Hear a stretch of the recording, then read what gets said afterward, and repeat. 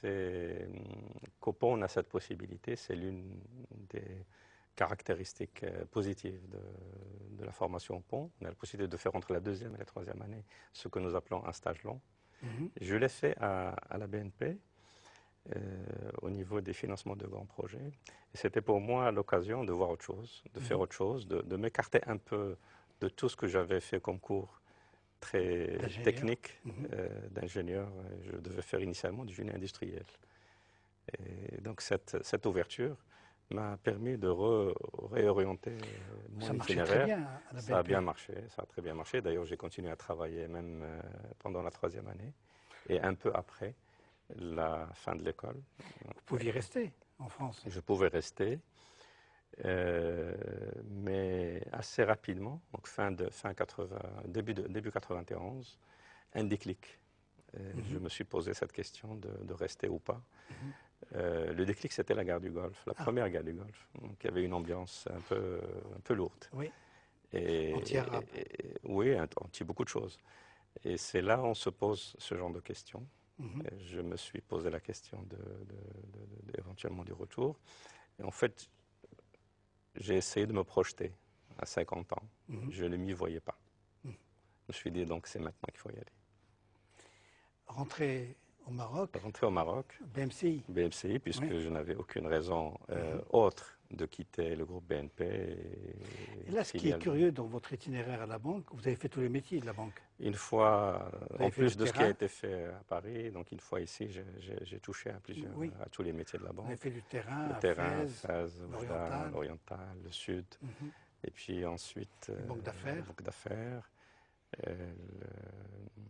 La gestion de la trésorerie au début, donc tous les aspects de la banque. Il y a une anecdote curieuse. En 87, vous êtes emprunté à la banque par le ministère de l'Intérieur. Oui, sollicitation. Par le regretté Driss Basri. Une sollicitation à l'époque pour aller pour travailler à la SONADAC, la Société d'aménagement communal, qui devait initier un certain nombre de projets structurants à Casablanca. Et j'y vais. Donc c'était un moment où je voulais aussi changer d'air. Donc vous le voyez souvent? Je ne l'ai jamais vu. Ah, vous n'avez jamais vu présider le conseil d'administration, je ne l'ai jamais vu. Et comment ça se fait? C'est comme ça. J'ai failli le voir une fois. Une fois, il avait décidé qu'il allait présider un des conseils d'administration. Il voulait qu'on fasse le point avant. Et en même temps, je pense qu'il devait rendre compte certainement de cette activité. On y va pour le voir. Le rendez-vous est donné initialement à Ben Slimane, au golfe de Ben Slimane, donc on y va. On l'attend. Avant d'arriver, il appelle pour dire qu'il vient d'être appelé, et donc changement de programme, changement d'itinéraire, qu'il fallait suivre à Rabat. Donc on prend la voiture, on le suit, on voit sa voiture partir vers Rabat. Puis à un moment donné, la voiture change d'itinéraire et il est sorti vers Srerat. Et nous, notre chauffeur, il continue. Le chauffeur, c'est c'est une voiture qu'il a mis à notre disposition. Puis on dit au chauffeur, il faut suivre la voiture. Il dit non, moi j'ai des instructions. J'ai instructions d'aller à Rabat. Et donc on ne l'a pas vu. Et comme ça, vous n'avez jamais vu les... Comme ça, On va parler de la CDG. En 2001, vous êtes nommé dans des conditions curieuses à la CDG. Dans des conditions imprévues pour moi. Imprévues. En 2001. Vous aviez 36 ans. J'avais 36 ans et quelques mois. Et d'habitude, on nomme des gens qui ont de la bouteille. J'avais pas le profil habituel, tout à fait. Qui vous a choisi? Quel est le chasseur de tête qui a donné votre nom? Personne ne s'en est prévalu auprès de moi jusqu'à aujourd'hui. Et vous ne savez pas? J'ai pris je n'ai pas cherché à savoir d'ailleurs. Une fois qu'on est nommé, on a la confiance de Sa Majesté et c'est ça qui comptait. Et donc ça tombait, on n'est pas loin du 11 septembre. On est à 40 jours du 11 septembre.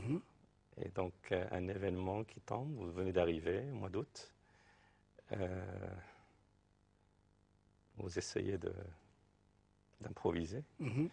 Donc j'ai intuitivement, au début, adopté une démarche. Il me fallait d'abord être adopté par l'équipe, par la structure. Il fallait que ça se passe le plus tôt possible, 6 jours. ce que j'appelle les 6 jours. Mhm. 6 semaines pour faire le tour des questions, des dossiers. questions et des partenaires immédiats, Mhm. donc les gens avec qui, ou les institutions avec qui la Caisse devait travailler. Je me rappelle que la première personne que j'avais vue au niveau gouvernemental, c'était Abbas Fassi. Mhm. Il était à l'époque ministre de l'Emploi. Donc, un accueil très, très chaleureux et on a parlé de beaucoup de choses. Et ensuite, j'ai continué le tour. Et 6 mois pour prendre les premières décisions sur la structure, sur l'organisation. C'était comme ça. Mais les premiers projets allaient démarrer bien avant. Les premiers projets, c'est l'offshoring.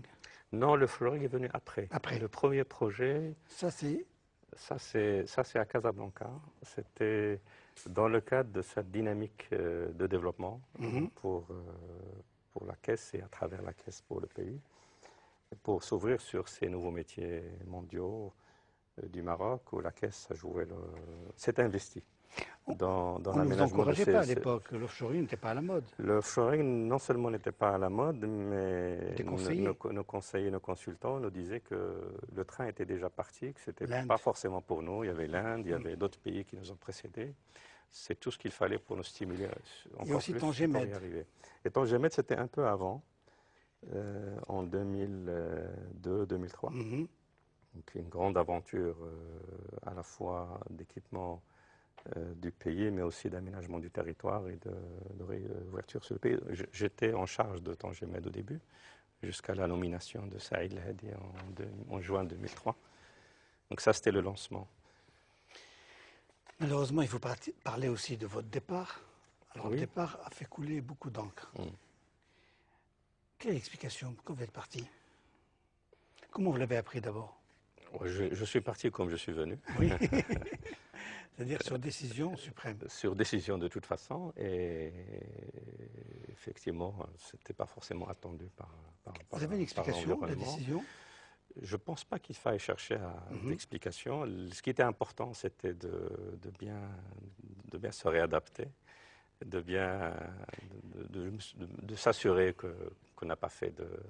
Donc la décision était aussi légitime que la décision de la nomination. Oui, bien sûr. Ça, mais c'est une épreuve quand même sur le plan personnel. C'est une épreuve de toute façon, et il faut, au début, les 2 premières semaines étaient difficiles, ne serait-ce que parce que du jour au lendemain, je n'avais rien à faire.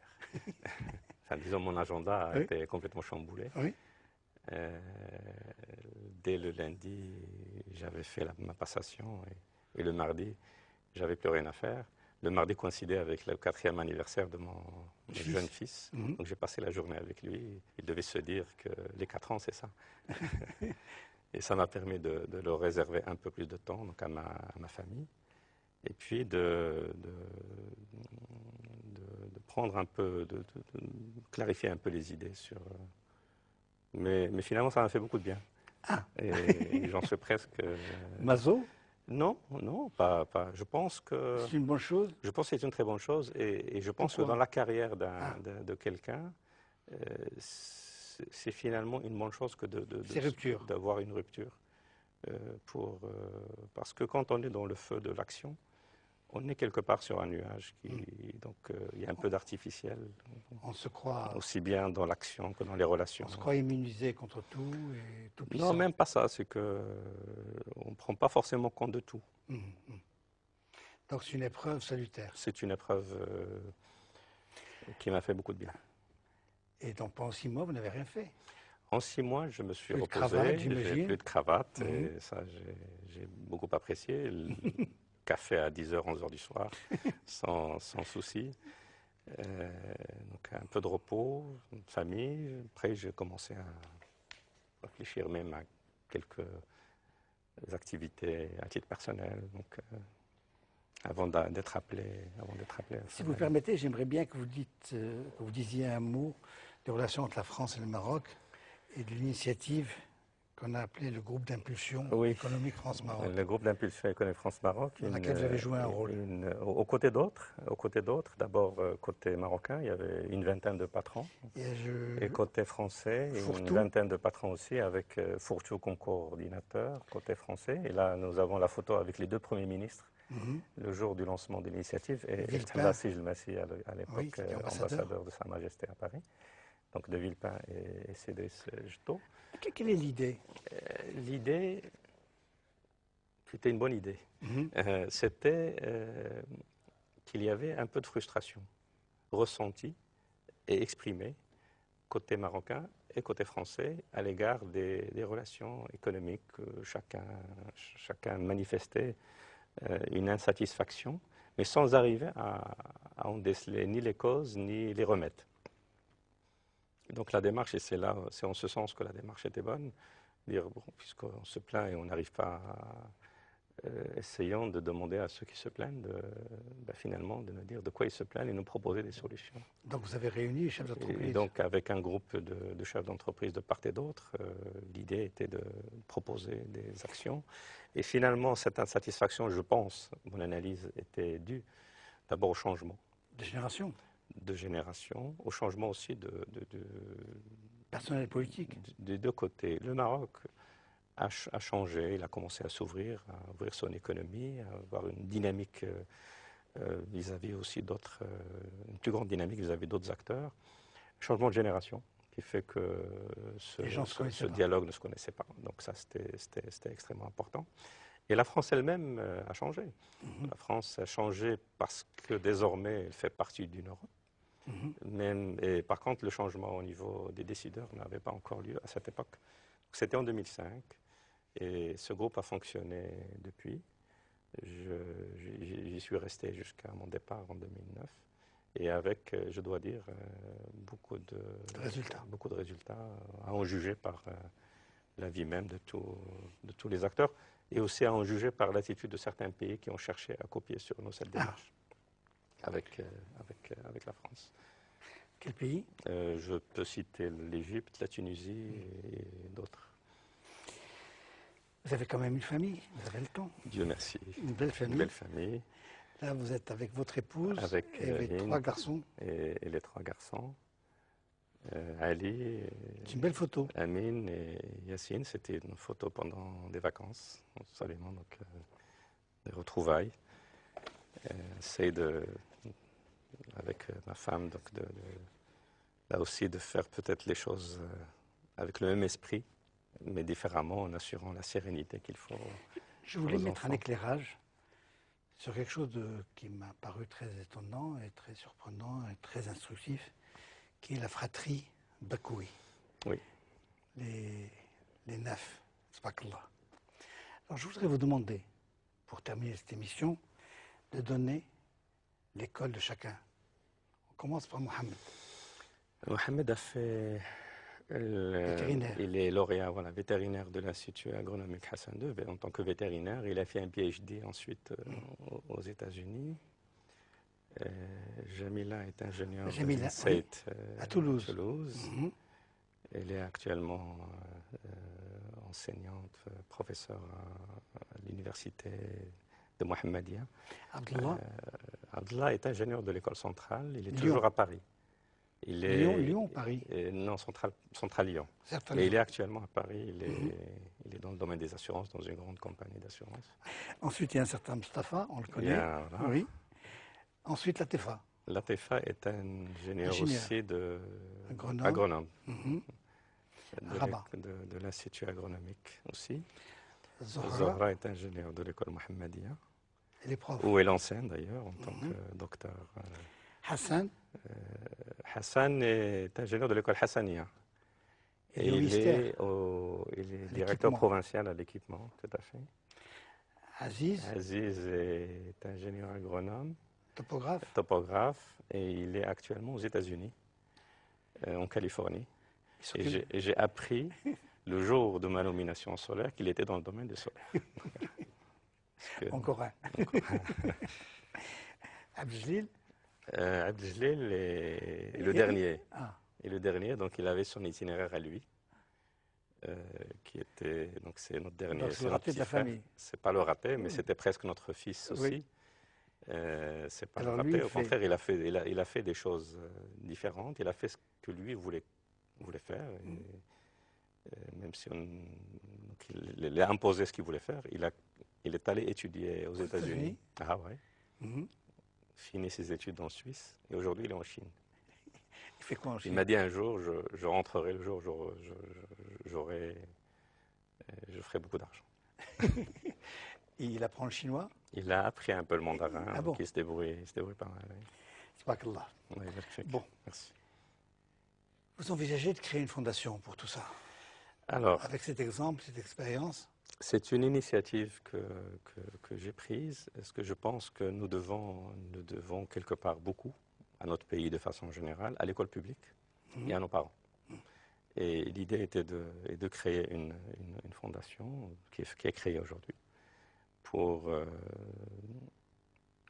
rendre un peu de cette dette à ceux qui sont aujourd'hui dans notre Donc lycée. concrètement, c'est des bourses données? C'est de donner des bourses à des étudiants meilleurs. de notre lycée. Une fondation qui porte le prénom de ma mère et qui a la présidence d'honneur de mon père. Une façon de perpétuer cet esprit. On peut dire combien de fonds pour le moment ou c'est prématuré? Pas mal, mais j'ai encore l'ambition d'aller au-delà. Donc on voudrait arriver à quelques millions de dirhams pour que ça produise. Avant que cette émission soit close, j'ai pris une photo qui m'a paru très intéressante avec Sa Majesté, et qui est étonnante parce qu'on n'a pas l'habitude de voir ce genre de photo. Cette photo était à l'occasion d'une cérémonie de signature d'accord à Ouarzazate pour parachever le cadre institutionnel de l'activité de Mazen.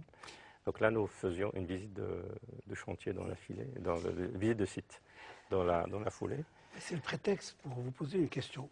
Est-ce que Sa Majesté s'implique beaucoup dans tous ces projets? Dans le Mazen, par exemple? Alors, de façon générale, ces grands projets ne sauraient réussir sans l'implication et sans le soutien du chef de l'État. Et ce n'est pas propre au Maroc. Nous avions fait à un moment donné un benchmarking sur les grandes réalisations de beaucoup de grands pays. Sans l'implication du chef de l'État, vous n'avez pas, parce que vous avez des projets exceptionnels qui sortent du cadre classique, du cadre habituel, pour lequel vous avez des règles de base. Et là, ce n'est pas le cas. Ça, c'est le premier point. Deuxièmement, il s'agit de chantiers qui s'inscrivent dans la durée et qui sont des chantiers de rupture. Là, nous parlons d'un chantier de rupture dans notre stratégie énergétique, environnementale, industrielle, j'espère aussi. Et donc, ça demande de la longue vue. Et Dieu merci, Sa Majesté, à chaque fois, fait bénéficier. Donc, il y a un suivi précieux, il y a un suivi, régulier. Puisque ces projets, il ne suffit pas de les lancer. Il faut aussi les réussir. Et les réussir, c'est de respecter des engagements de calendrier, de performance. Et donc, le suivi de ce point de vue-là est naturel et nécessaire. Merci beaucoup. Cette émission prend fin. Il me reste à vous infliger un jeu qui s'appelle l'autoportrait chinois.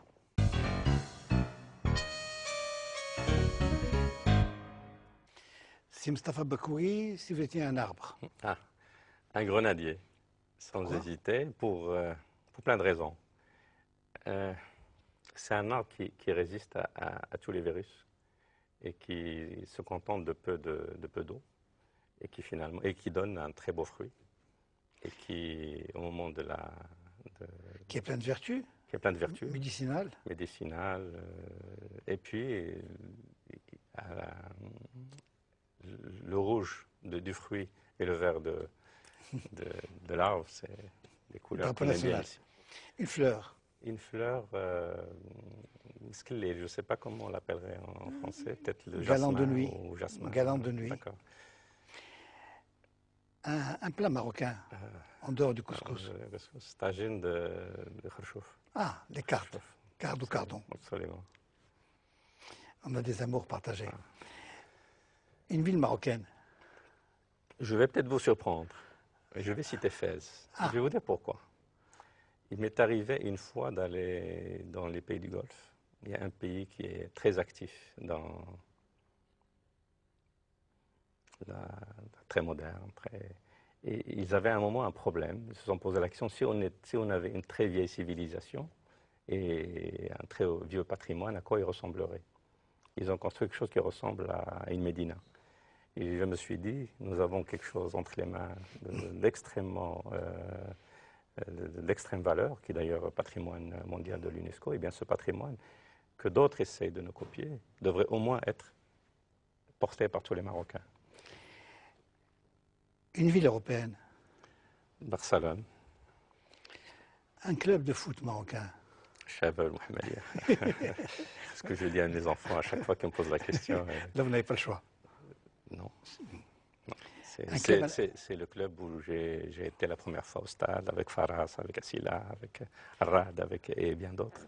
Glawa. Un club international.